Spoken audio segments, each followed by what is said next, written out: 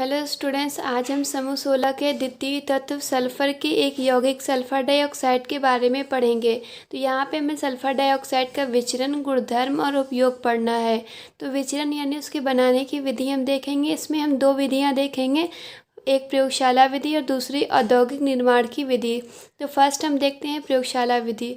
तो प्रयोगशाला में सल्फर डाइऑक्साइड बनाने के लिए कॉपर की रिएक्शन सल्फ्यूरिक अम्ल यानी H2SO4 से कराया जाता है।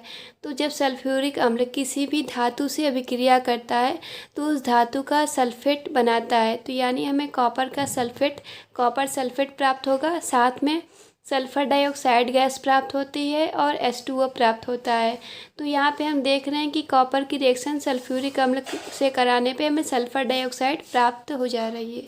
यहाँ हम देख सकते हैं कि एक गोल पेंदी का फ्लास्क है जिसमें एक थिसिल फनल लगी हुई है और एक निकास नली लगी हुई है। तो इस गोल पेंदी के फ्लास्क में हम तांबे का छीलन लेते हैं। तो इसमें तांबे का छीलन लिया जाता है और इस थिसिल फनल की सहायता से यहाँ ऊपर से इसमें सांद्र सल्फ्यूरिक अम्ल यानी कंसनट्रेटेड H2SO4 यहाँ पर डाला जाता है। तो हम देख रहे हैं कि ये कॉपर और सल्फ्यूरिक अम्ल अभिक्रिया करते हैं। यहाँ पे कॉपर सल्फेट, सल्फर डाइऑक्साइड और H2O प्राप्त होता है। तो ये जो सल्फर डाइऑक्साइड गैस है ये निकास नली से होकर यहाँ पे हम इस पात्र में, इस गैस जाल में एकत्र कर लेते हैं सल्फर डाइऑक्साइड को।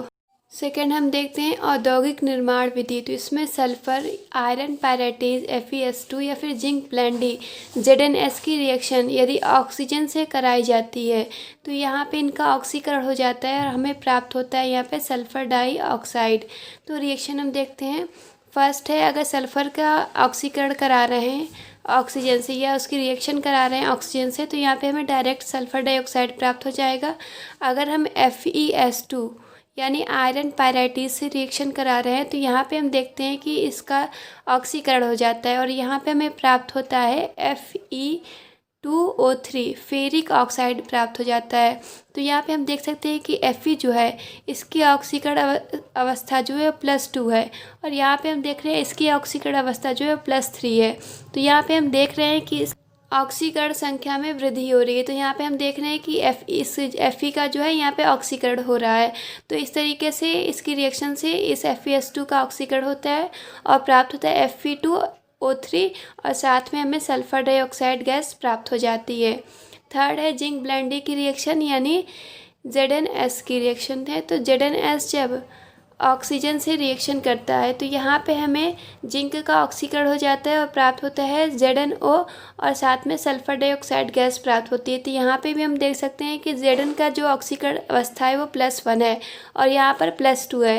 तो यहाँ पे भी हम देख रहे हैं कि ऑक्सीकरण अवस्था संख्या में वृद्धि हो रही है यानी इसका ऑक्सीकरण हो रहा है।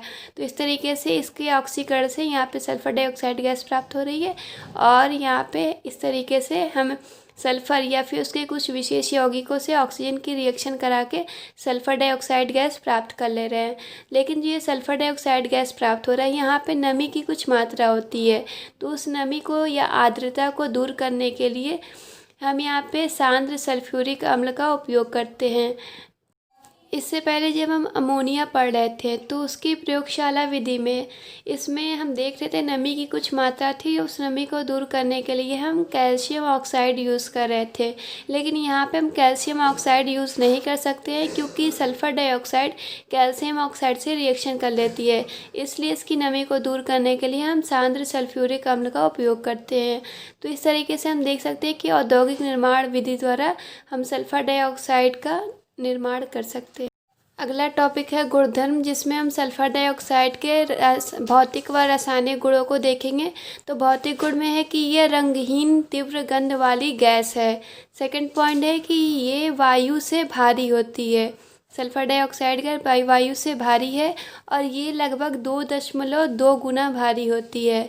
और थर्ड पॉइंट है कि ये गैस जल में विलय होती है और जल में जब ये विलय होती है तो एक अम्ल बनाती है, इसलिए सल्फर डाइऑक्साइड को अम्लीय प्रकृति का माना जाता है।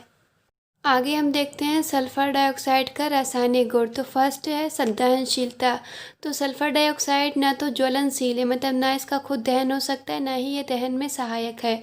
लेकिन देखा जाता है कि दो धातु हैं, मैग्नीशियम और पोटेशियम, ये दोनों सल्फर डाइऑक्साइड के प्रेजेंस में जल सकते हैं।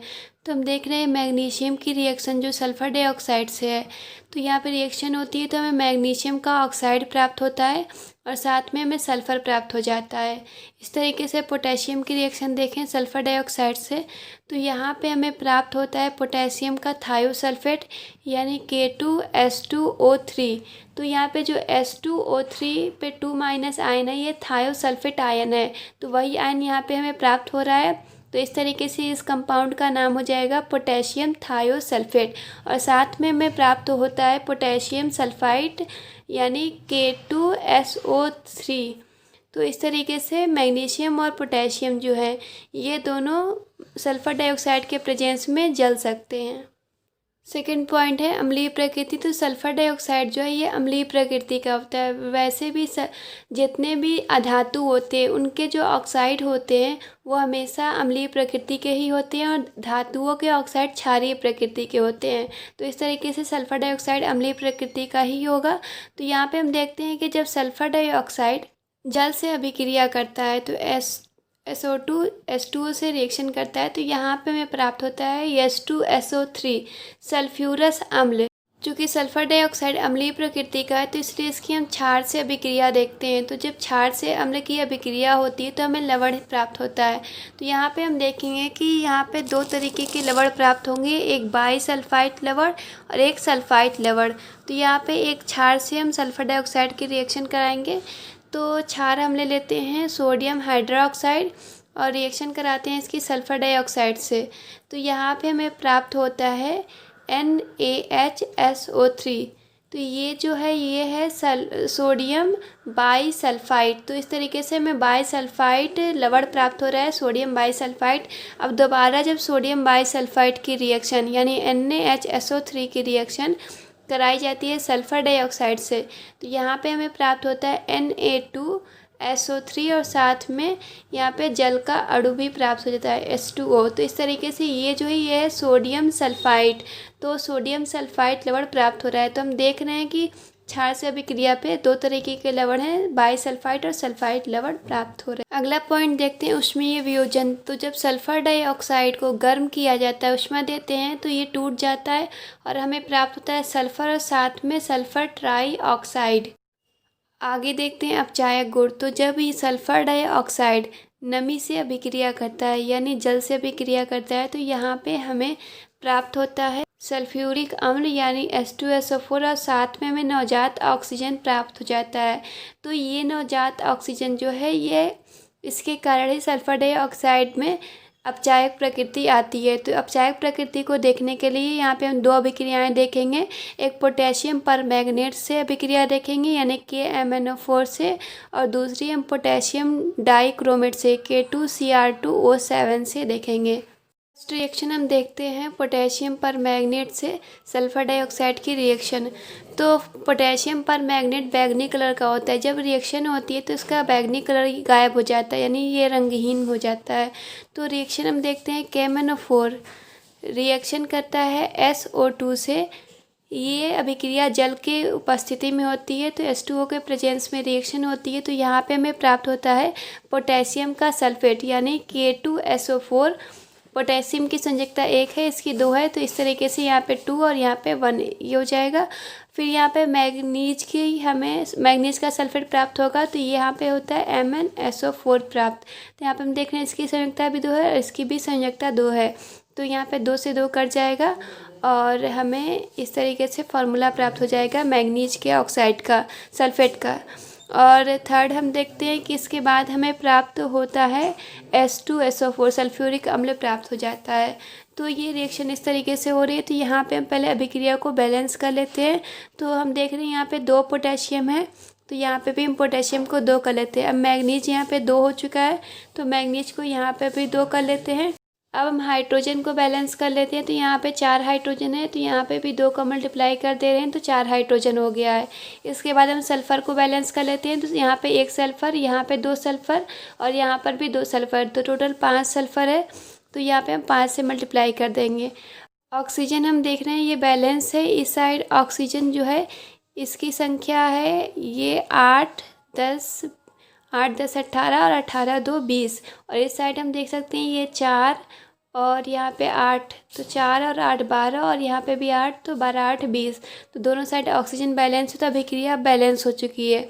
तो हम देख रहे हैं कि यहाँ जो पोटेशियम परमैंगनेट है इसमें जो मैग्नीज आयन है इसकी यहाँ पे जो इसकी ऑक्सीकरण अवस्था है वो +7 है। तो ऑक्सीकरण अवस्था इसकी +7 है, लेकिन यहाँ पे जो इसकी ऑक्सीकरण अवस्था है ये +2 है। तो जो +7 अवस्था में मैग्नीज होता है उसका कलर बैंगनी होता है, लेकिन यहाँ पे हम देख रहे हैं कि इसकी ऑक्सीकरण अवस्था में परिवर्तन आ रहा है और ये +2 में चेंज हो रहा है जिसका कलर रंगहीन होता है। तो इस कारण ही पोटेशियम परमैंगनेट बैंगनी से रंगहीन हो जाता है। सेकेंड रिएक्शन हम देखते हैं पोटेशियम परमैंगनेट से। तो पोटेशियम परमैंगनेट से सल्फर डाइऑक्साइड की रिएक्शन अम्लीय माध्यम में होती है। पोटेशियम परमैंगनेट लाल कलर का होता है और रिएक्शन के बाद ये रंगहीन हो जाता है। तो यहाँ पे हम देख रहे हैं कि potassium permanganate K2Cr2O7 sulphur dioxide से रिएक्शन करेगा तो अम्लीय माध्यम चाहिए। तो यहाँ पे हम सल्फ्यूरिक अम्ल लेते हैं H2SO4। तो यहाँ पे भी रिएक्शन होती है तो हमें पोटेशियम का सल्फेट प्राप्त होता है, फिर ये क्रोमियम का सल्फेट हमें प्राप्त हो जाता है। तो हम देखते हैं कि पोटेशियम का सल्फेट हो जाएगा K2SO4 और क्रोमियम का जो सल्फेट है वो हो जाएगा Kr2SO4 का थ्राइस। क्रोमियम की संयोजकता जो है ये क्रोमियम की संयोजकता 3 होती है और सल्फेट की 2 होती है। तो इस तरीके से यहाँ पे हो जाएगा कि Cr2SO4 थ्राइस और साथ में जल का अणु H2O प्राप्त हो जाता है।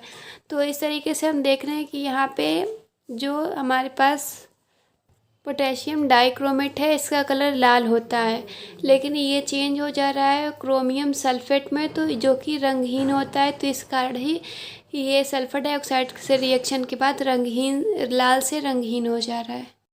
अब हम सल्फर डाइऑक्साइड का उपयोग देखते हैं। तो फर्स्ट है कि सल्फ्यूरिक अम्ल यानी H2SO4 के औद्योगिक निर्माण में इसका उपयोग किया जाता है। सेकेंड उपयोग है, चूँकि हम देख रहे थे कि जब सल्फर डाइऑक्साइड क्षार से अभिक्रिया कर रहा था तो चूँकि अम्लीय प्रकृति के होने के कारण ये लवण बना रहा था और 2 प्रकार के लवण बना रहा था, सल्फाइड व बाईसल्फाइड। तो इन सल्फाइड व बाईसल्फाइड लवणों को बनाने के लिए सल्फर डाइऑक्साइड का उपयोग किया जाता है। इसके अतिरिक्त हम देख रहे थे कि जब सल्फर डाइऑक्साइड नमी से अभिक्रिया करता है तो यहाँ पे नवजात हाइड्रोजन प्राप्त होता है। तो ये जो नवजात हाइड्रोजन है वो एक विरंजक की भांति कार्य करता है और रंग उड़ाता है, इसलिए ऊन रेशम आदि के विरंजक में सल्फर डाइऑक्साइड का उपयोग करते हैं। इसके अतिरिक्त कीटनाशक, शीतलक व एंटीक्लोर के रूप में सल्फर डाइऑक्साइड का उपयोग किया जाता है।